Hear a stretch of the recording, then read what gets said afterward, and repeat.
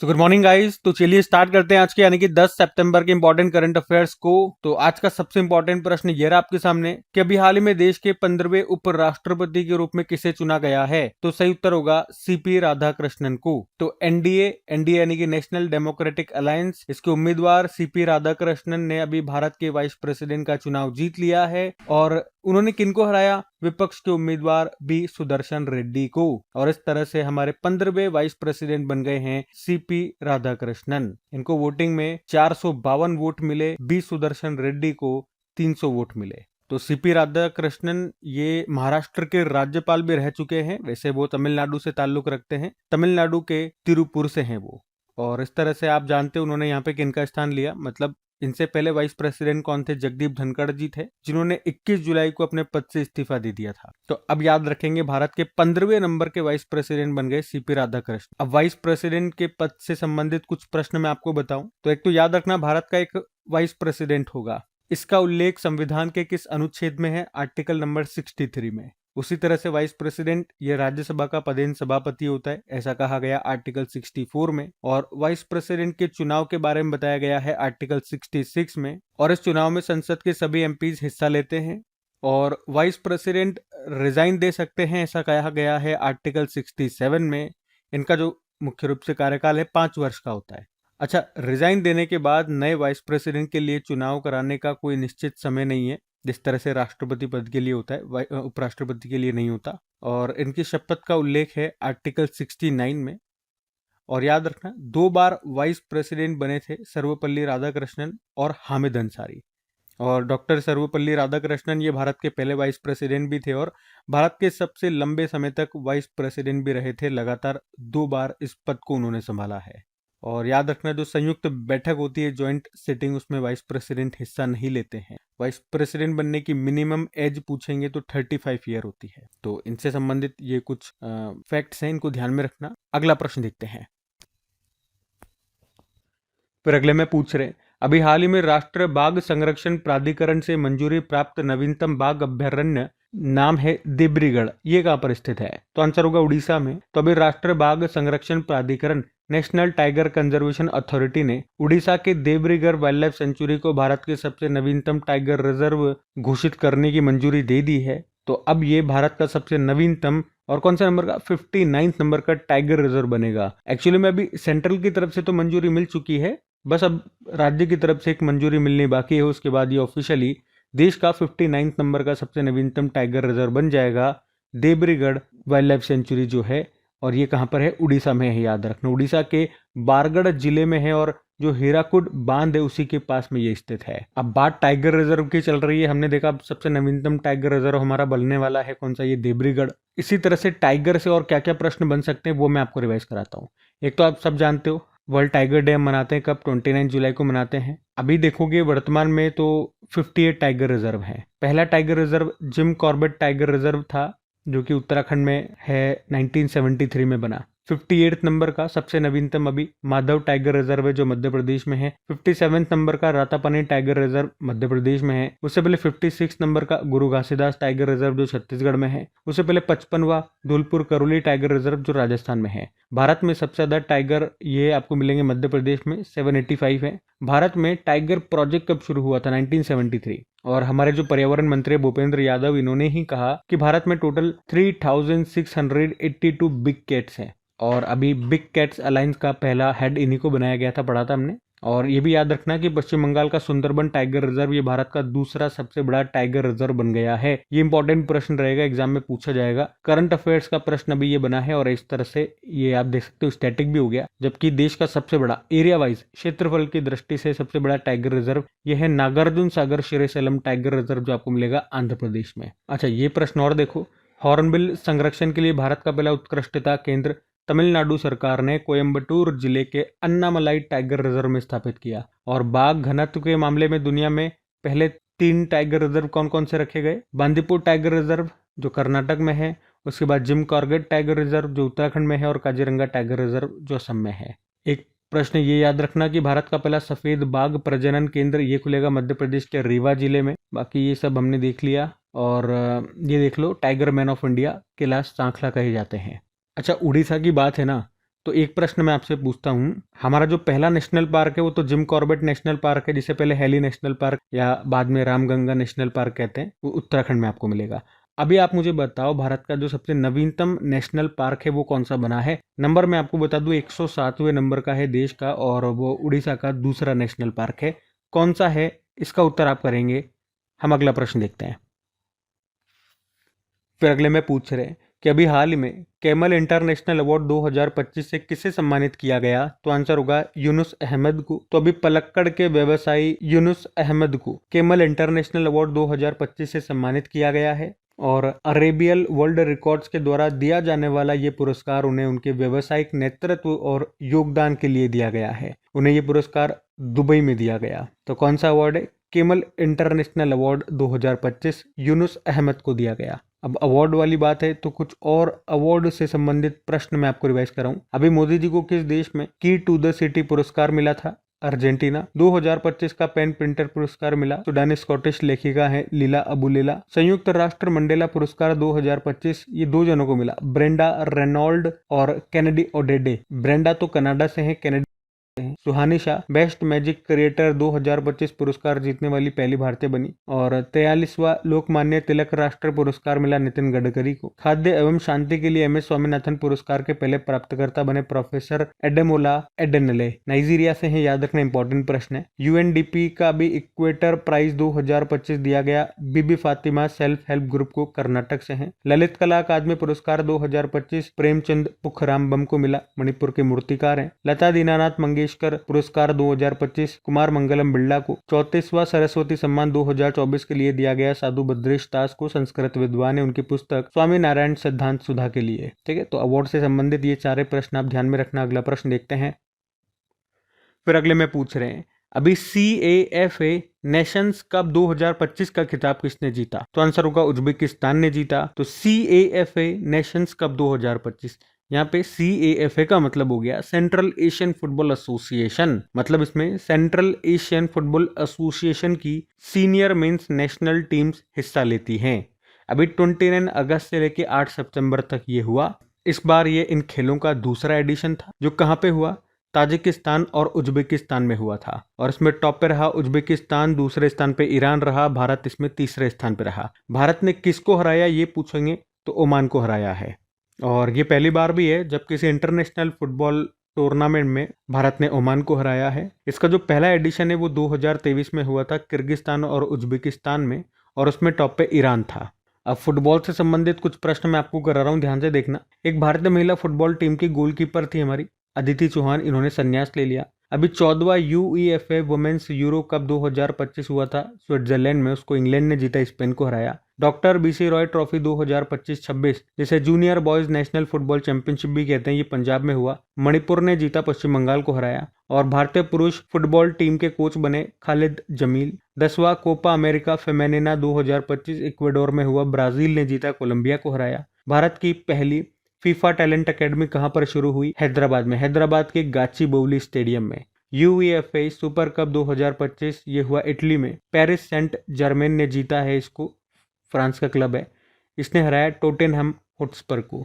PFA player of the year award 3 बार जीतने वाले पहले खिलाड़ी बने मोहम्मद सलाह, मिस्र के प्लेयर हैं।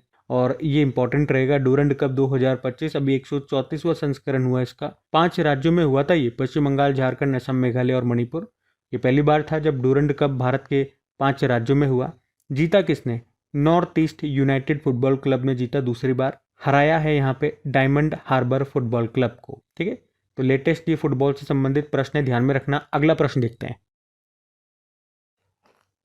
फिर अगले में पूछ रहे हैं हाल ही में विश्व आत्महत्या रोकथाम दिवस ये हर साल कब मनाया जाता है? तो आंसर होगा 10 सितंबर को। तो हर साल 10 सितंबर को वर्ल्ड सुसाइड प्रिवेंशन डे के रूप में मनाया जाता है। ये दिन दुनिया में सुसाइड के बारे में जागरूकता फैलाने और इससे बचने के बारे में बताने के लिए मनाया जाता है। इस दिन की शुरुआत 2003 में की गई थी। थीम भी है changing the narrative on suicide और ये थीम 2024 से 2026 तक के लिए जारी की गई थी। आप बात करोगे इस महीने में अभी तक कौन कौन से दिवस मनाए, ज्यादा नहीं है, 2-4 ही हैं। जैसे कि 2 सितंबर को वर्ल्ड कोकोनट डे था, 5 सितंबर को अंतर्राष्ट्रीय दान दिवस, राष्ट्रीय शिक्षक दिवस तो आप जानते ही हो, 8 सितंबर को अंतर्राष्ट्रीय साक्षरता दिवस, इंटरनेशनल लिटरेसी डे, और 8 सितंबर को ही विश्व फिजियोथेरेपी दिवस भी मनाया गया था। ठीक है, तो ये ध्यान में रखना। अगला प्रश्न देखते हैं।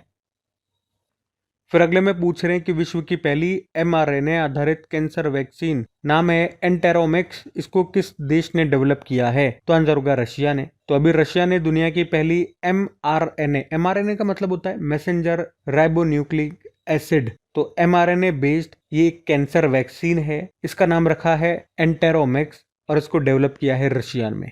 और आपको बता दूं, इस वैक्सीन के बारे में हम ऑलरेडी पहले भी पढ़ चुके हैं एक बार, लेकिन अभी इसने इसको बना करके तैयार कर लिया है, तो हम इसे एक बार फिर से पढ़ रहे हैं। अभी इन्होंने वैक्सीन तैयार भी कर ली है, उसका ह्यूमन ट्रायल भी कर लिया है, और उसमें इन्होंने पाया कि ये वैक्सीन 100% एफिशिएंट है और इसके 0 साइड इफेक्ट्स हैं। और अभी इस वैक्सीन का जो पहला एडिशन है, ये मुख्य रूप से कोलोरेक्टल कैंसर यानी कि कॉलन का कैंसर के लिए बनाया गया है, ये पहला वैक्सीन। तो अगर पूछे एंटेरोमिक्स भाई साहब क्या है, तो ये एक mRNA बेस्ड कैंसर वैक्सीन है। और ये वैक्सीन की खास बात क्या है कि हर पेशेंट के कैंसर के हिसाब से इसे कस्टमाइज किया जा सकता है, यानी कि हर व्यक्ति के लिए जो भी डोज होंगे वो अलग अलग डिजाइन किए जाते हैं। अच्छा, जो mRNA वैक्सीन होती है ना, वो काम क्या करती है, कैसे काम करती है? वो हमारे शरीर की रोग प्रतिरोधक क्षमता को बढ़ा देती है। और वर्तमान में अगर आप देखोगे तो केवल कोविड-19 की जो वैक्सीन बनी थी ना, वही mRNA तकनीक पर बेस्ड थी। तो अभी क्या याद रखना है कि किस देश ने पहली mRNA आधारित कैंसर की वैक्सीन को तैयार कर लिया और उसका नाम रखा है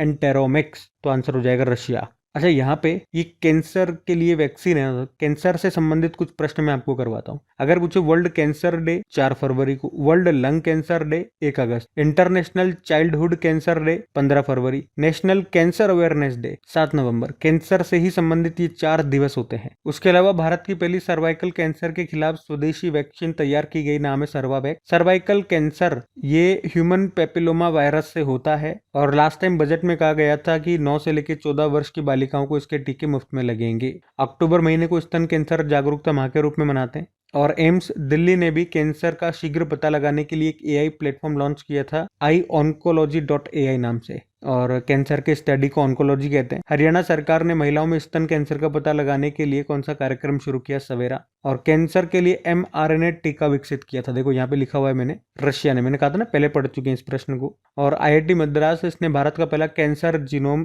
एटलस लॉन्च किया था। ठीक है, तो ये सब ध्यान में रखना। अगला प्रश्न देखते हैं। फिर अगले में पूछ रहे हैं, गुयाना के राष्ट्रपति के रूप में किसे पुनर्निर्वाचित किया गया है? सही उत्तर हो जाएगा इरफान अली को। तो याद रखेंगे सिंपल सा, इरफान अली को गुयाना देश का एक बार फिर से प्रेसिडेंट नियुक्त किया गया है। अब यहाँ पे पहले मैं आपको गुयाना लेकर के चलता हूँ। तो ये रहा मैप में गुयाना। आप देखोगे साउथ अमेरिकी कॉन्टिनेंट का एक देश है। कैपिटल जॉर्ज टाउन होती है, करेंसी है गुयानीज डॉलर, और प्रेसिडेंट फिर से बन गए इरफान अली। प्रधानमंत्री हैं मार्क फिलिप। और अगर आपको याद हो तो पिछले साल प्रधानमंत्री नरेंद्र मोदी को गुयाना देश का सर्वोच्च सम्मान भी मिला था, उसको कहते हैं ऑर्डर ऑफ एक्सीलेंस। अब यहाँ पे कुछ इसी तरह से 10-15 प्रश्न मैं आपको रिवाइज कराता हूँ जिन देशों में अभी नए प्रधानमंत्री और प्रेसिडेंट बने। जैसे कि थाईलैंड के नए प्रधानमंत्री अनुतिन बने थे, जमैका के नए प्रधानमंत्री एंड्रयू हॉलनेस, लिथुआनिया के नए प्रधानमंत्री इंगा रोगिनियन, सूरीनाम की पहली महिला राष्ट्रपति जेनिफर, रोमानिया के नए राष्ट्रपति निकोसोर डैन, सूडान के प्रधानमंत्री कामिल इद्रिस, साउथ कोरिया के 14वें राष्ट्रपति ली जेम्यूंग, पुर्तगाल के प्रधानमंत्री लुइस मोंटेनेग्रो, पोलैंड के राष्ट्रपति करोल नवरोकी, यमन देश के प्रधानमंत्री सलीम साले बिन ब्रेक, सर्बिया के प्रधानमंत्री ड्यूरो मैक्यूट, इक्वाडोर के नए राष्ट्रपति डैनियल नोबोवा, ट्यूनीशिया के नए प्रधानमंत्री सारा जाफरानी। ठीक है, तो ये बिल्कुल लेटेस्ट मैंने आपको रिवाइज कराया, ध्यान में रखना। अगला प्रश्न देखते हैं। फिर अगले में पूछ रहे हैं, हाल ही में जनजातीय कार्य मंत्रालय ने अगली जनगणना में विशेष रूप से कमजोर जनजातीय समूहों, जिन्हें आप कहते हो पीवीटीजी ग्रुप, इनकी अलग से गणना करने की बात कही है। भारत में टोटल कितने पीवीटीजी है? तो आंसर होगा 75 है। एक्चुअली में अभी मिनिस्ट्री ऑफ ट्राइबल अफेयर्स ने, जिसके मंत्री हैं जुएल ओराम, तो अभी इन्होंने रजिस्ट्रार जनरल और सेंसस कमिश्नर ऑफ इंडिया को पीवीटीजी का अलग से गणना करने की बात कही। ये गणना अगले सेंसस यानी कि 2026 से की जाएगी। पीवीटीजी मतलब क्या होता है? फुल फॉर्म की बात करोगे तो पर्टिकुलरली वल्नरेबल ट्राइबल ग्रुप्स, इसका मतलब हो गया भारत में 8.6% ट्राइबल पॉपुलेशन है और ये ट्राइबल पॉपुलेशन भारत की अन्य पॉपुलेशन से पिछड़ी हुई है। इस ट्राइबल पॉपुलेशन में से कई ऐसी ट्राइबल पॉपुलेशन है जो सबसे ज्यादा पिछड़ी हुई है और उन्हीं को भारत सरकार के द्वारा पीवीटीजी कहा जाता है। ये जो पीवीटीजी है ना, इसकी कैटेगरी को 1975 में डेबर आयोग की सिफारिश पर बनाया गया था, लेकिन शुरुआत में 1975 में इसमें 52 ग्रुप्स को रखा गया था जिन्हें प्रिमिटिव ट्राइबल ग्रुप्स कहा जाता था। फिर 2006 में 23 और पीवीटीजीज इसमें ऐड किए गए थे, जिसके बाद 75 ये पीवीटीजीज हो गए थे। अभी भारत में 75 ही हैं ये पीवीटीजीज और सबसे ज्यादा ये पीवीटीजी आपको कहाँ पर मिलेंगे, जिसे आप कहोगे विशेष रूप से कमजोर जनजातीय समूह, हिंदी में आप बोलोगे तो ये आपको मिलेंगे उड़ीसा में। ठीक है, तो ये ध्यान में रखना। ये डेबर आयोग वाला प्रश्न जरूर याद रखना, ये एग्जाम में पूछा जाता है। अगला देखते हैं प्रश्न। फिर अगले में पूछ रहे हैं, हाल ही में तमिलनाडु ने आत्मसम्मान आंदोलन की 100वीं वर्षगांठ मनाई है। इस आंदोलन को किसने शुरू किया था? तो आंसर होगा ईवी रामास्वामी ने। तो स्व सम्मान आंदोलन की शुरुआत ये 1925 में हुई थी तमिलनाडु में और अभी 2025 में इसे 100 वर्ष हो गए हैं। इसकी स्थापना ईवी रामास्वामी ने की थी, जिन्हें पेरियार के नाम से भी जाना जाता है। और उद्देश्य क्या था? एक ऐसा समाज बनाना जहां पिछड़े वर्गों के लोगों को समान मानवाधिकार मिले और पिछड़े वर्गों को जाति आधारित समाज में स्व सम्मान को बढ़ावा देना। इसने तमिल समाज में ब्राह्मणवाद और जाति व्यवस्था के प्रभाव को खत्म करने का भी प्रयास किया था। और ये प्रश्न इंपॉर्टेंट मार्क कर लेना। एक तो इस आत्मसम्मान आंदोलन की हमने कहा इस वर्ष 100वीं वर्षगांठ है और ये मैंने आपको कहा ना शुरू हुआ था 1925 में और ये प्रश्न आपके पिछले साल एसएससी के एग्जाम में पूछा गया था। मैं आपको शो भी कर रहा हूँ, ये देख लो ये कब शुरू हुआ था, ये आपसे पूछा था। ठीक है, तो इंपॉर्टेंट प्रश्न रहेगा। अब बात तमिलनाडु की है तो ये रहा मैप में तमिलनाडु। कैपिटल चेन्नई होगी। मुख्यमंत्री एमके स्टालिन है। गवर्नर आरएन रवि है। पशु है नीलगिरी ताहर। पक्षी एमरोल्ड डोव। वृक्ष है ताड़ का पाम ट्री। पुष्प है gloriosa lily. Sathyamangalam tiger reserve, Mudumalai national park, Guindy national park, Anamalai national park, Mukurthi national park है। यहाँ का क्लासिकल डांस है भरतनाट्यम।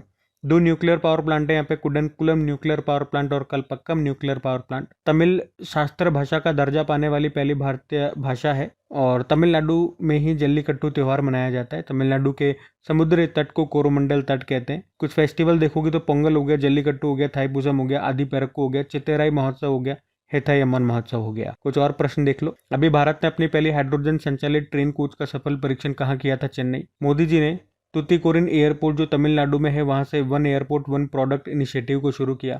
हॉकी इंडिया ने तमिलनाडु के महाबलीपुरम में अपनी 15वीं बैठक का आयोजन किया और वियतनाम की ईवी निर्माता एक कंपनी है विनफास्ट उसका नाम है और इसने भारत में अपना पहला प्लांट शुरू करने की घोषणा की है तमिलनाडु के थूथुकुडी में।